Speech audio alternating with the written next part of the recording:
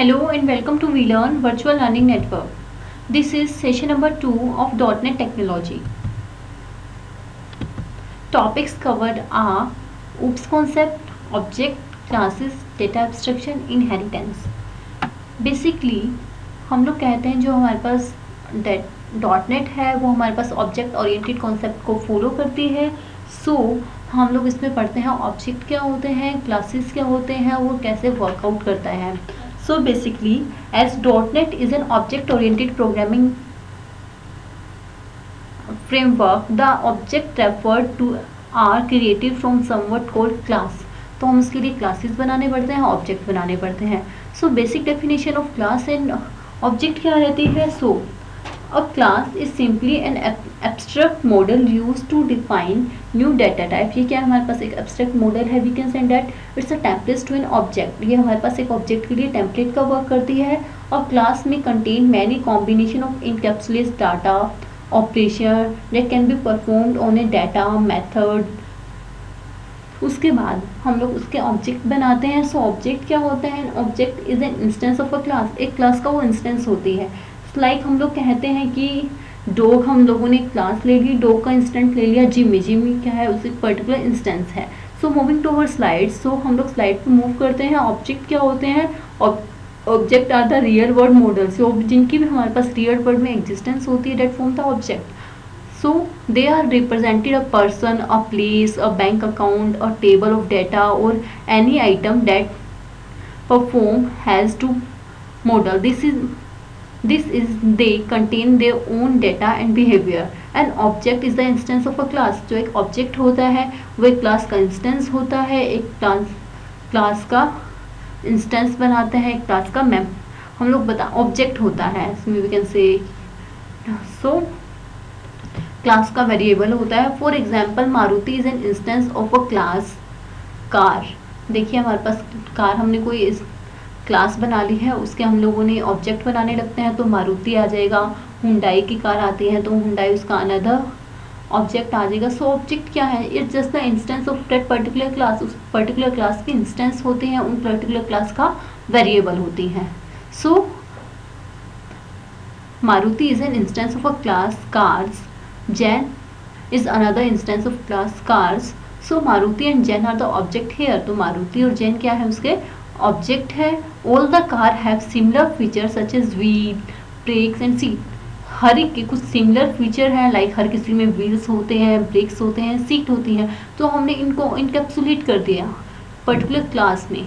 तो क्लास क्या थी हमारे पास, जिसने इनकेप्सुलेट किया डेटा मेंबर्स को, मेंबर फंक्शन को, उन सबको, कुछ ऑपरेशंस को इनकेप्सुलेट किया. और फर्दर हमने उस पर्टिकुलर क्लास के वेरिएबल बनाए. उस जो पर्टिकुलर क्लास के वेरिएबल बनते हैं, that variable is known as object. उन वेरिएबल को हम लोगों ने ऑब्जेक्ट का. So moving to our class, as we have already discuss about the class. Class के बारे में हम ऑलरेडी डिस्कस कर चुके हैं.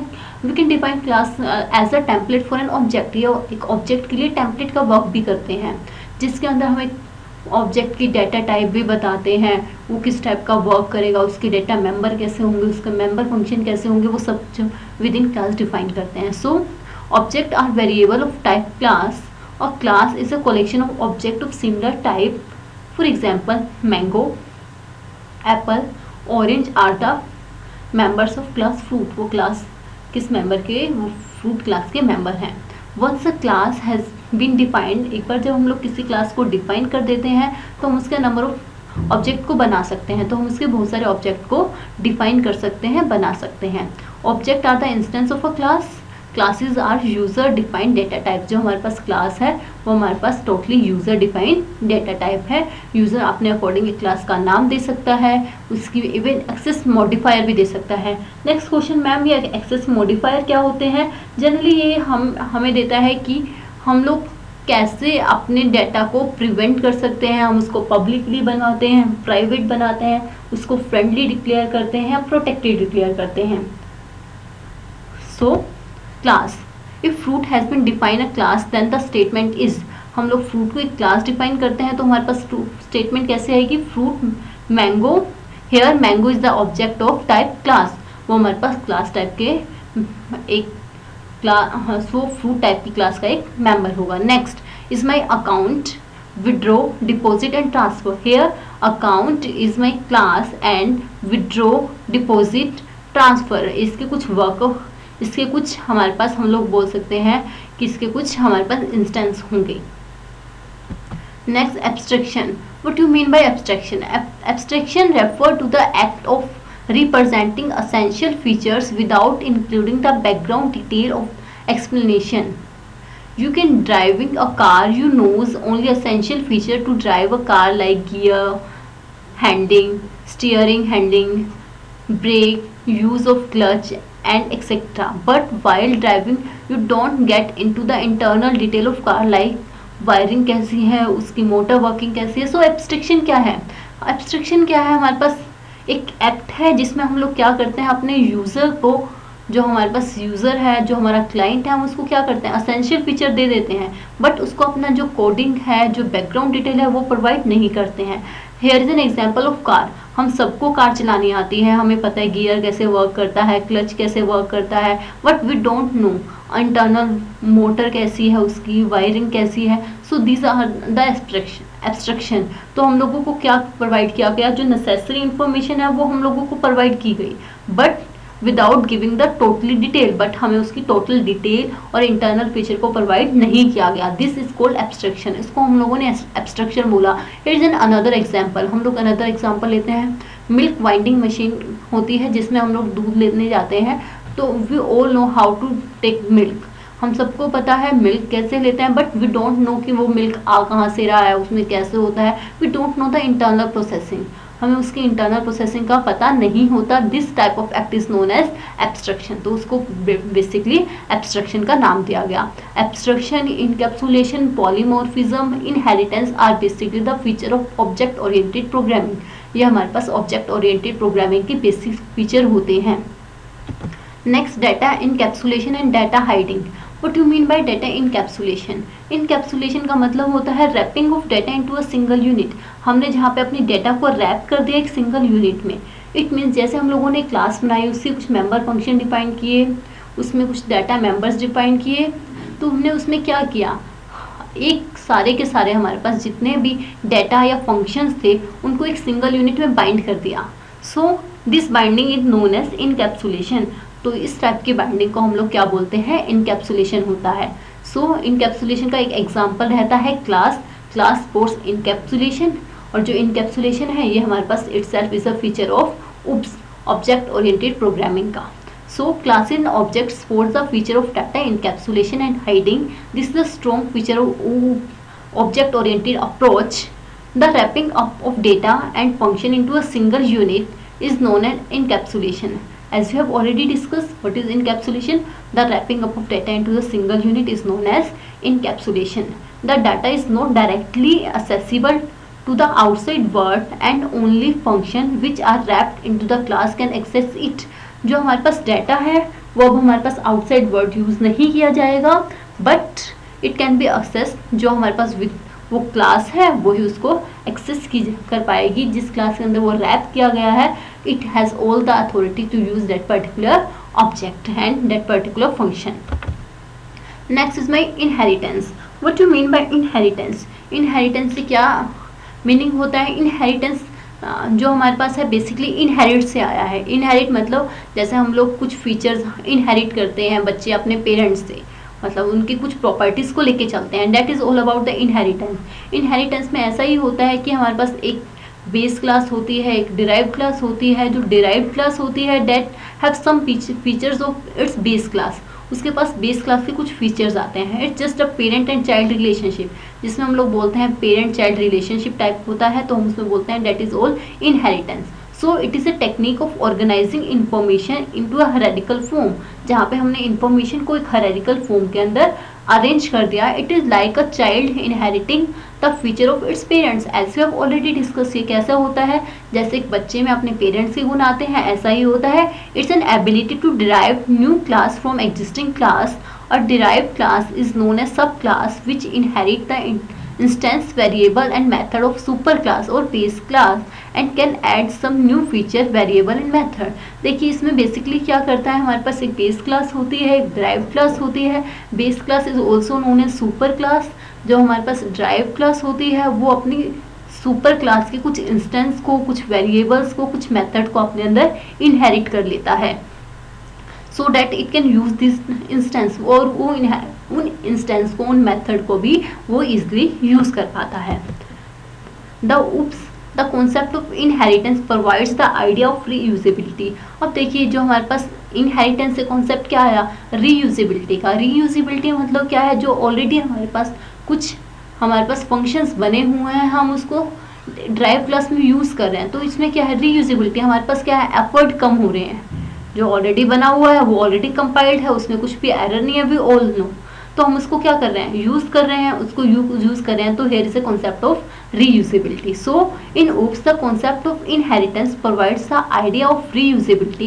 This means that we can add additional features to an existing class without modifying it.